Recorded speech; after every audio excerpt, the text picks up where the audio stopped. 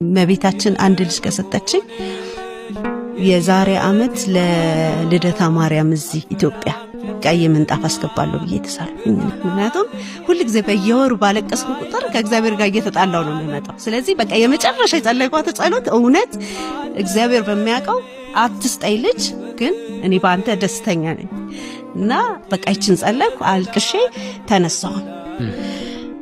ግንቦት 1 ሰኔ 1 ሐምሌ አለፈ 2 ወር ማለት ነው። ነሐሴ ላይ አረገዝኩ። በጣም ይደንቅ ነው። አረገዝኩ በቃ እና በቃ ምን ማለት እንዳለብኝ ራሱ አላውቅም። አይጠፋም ዘላለም ስምሽ ካንደበቴ አለ በደሜ ውስጥ ፍቅርሽ በህይወቴ ደጅሽ ለዘላለም ለዘላለም ካንቺ የሚለየኝ ማንም የለም ማንም የለም።